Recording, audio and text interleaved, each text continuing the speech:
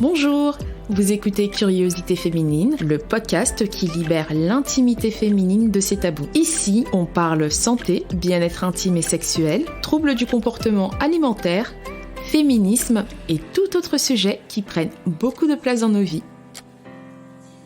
Je m'appelle Aïcha, je suis infirmière, bientôt diplômée en sexothérapie et en accompagnement des troubles féminins et des troubles du comportement alimentaire. Ici, on se dit tout sans tabou ni langue de bois. Bienvenue dans Curiosité féminine. Dans cet épisode, je vous parle de vaginite. Ce nom ne te dit peut-être rien, mais sache que 30% des femmes environ sont touchées par cette maladie au cours de leur vie. Alors, voyons plus en détail de quoi il s'agit. Vaginite est un terme employé pour désigner une inflammation au niveau du vagin, elle-même liée à une irritation ou à une infection vaginale. En cas de sécheresse intime ou d'hygiène excessive notamment, la muqueuse vaginale peut en effet devenir plus fine, plus fragile et donc plus sensible aux irritations. Dans la plupart des cas, l'affection est causée par des bactéries, des champignons, des infections sexuelles transmissibles ou d'autres parasites. On parle par ailleurs de vulvovaginite lorsque l'inflammation n'est plus uniquement localisée au niveau du vagin et qu'elle touche à la fois le vagin et la vulve. La prolifération de ces germes peut être favorisée par un excès d'hygiène, douche vaginale trop fréquente, des bains moussants ou l'utilisation de savons agressifs et par le port de sous-vêtements synthétiques moulants, fragilisant ainsi la peau. La réaction à certains composants, notamment dans les serviettes, dans les tampons, préservatifs, spermicides, peut aussi être à l'origine d'une vaginite. Il peut en résulter un déséquilibre de la flore vaginale conduisant à une vaginose bactérienne. D'autres facteurs favorisent la sécheresse vaginale et donc la vaginite, le tabagisme par exemple, une vie sexuelle trop active, en particulier s'il y a de nombreux partenaires sexuels. Quels sont les symptômes d'une vaginite ? Alors il faut savoir que la vaginite liée à une irritation non infectieuse n'entraîne pas d'écoulement vaginal.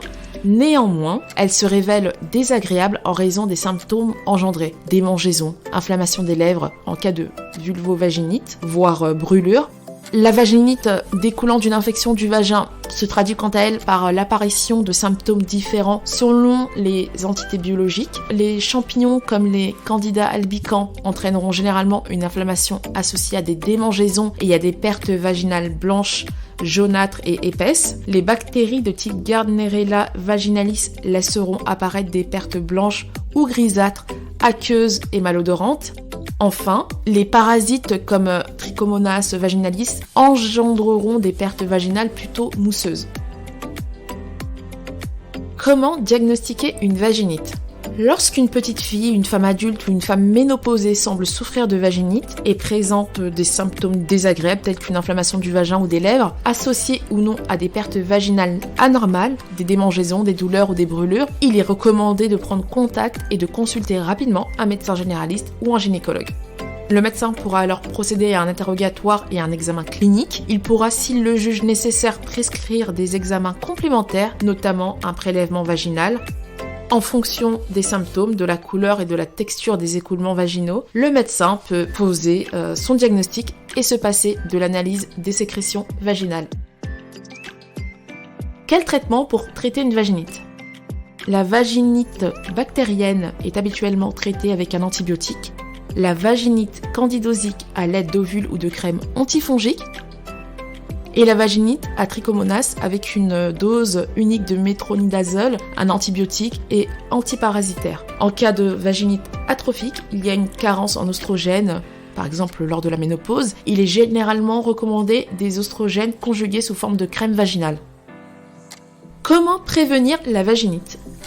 La vaginite correspond donc à une inflammation vaginale, causée ou non par une infection. La prévention des vaginites passe par des mesures simples. Éviction des sous-vêtements synthétiques moulants, port de sous-vêtements en coton non moulant, éviction des douches vaginales et des toilettes intimes excessives avec des produits agressifs, éviction des rapports sexuels sans protection, notamment si un test de dépistage du VIH et des infections sexuelles transmissibles n'a pas été réalisé au préalable, utilisation de produits d'hygiène adaptés à la flore vaginale, utilisation de serviettes hygiéniques et tampons biologiques. Quelles sont les complications possibles d'une vaginite ? Dans le cas d'une vaginite, il n'y a habituellement pas de complications. Néanmoins, il reste indispensable de consulter son médecin traitant ou un gynécologue dès les premiers symptômes, en particulier chez la petite fille ainsi que la femme enceinte, car chez cette dernière, les vaginites bactériennes ou à trichomonas peuvent notamment entraîner des infections importantes et des accouchements prématurés. Les vaginites récidivantes ont par ailleurs un impact sur la qualité de vie des patients, notamment sur leur vie sexuelle.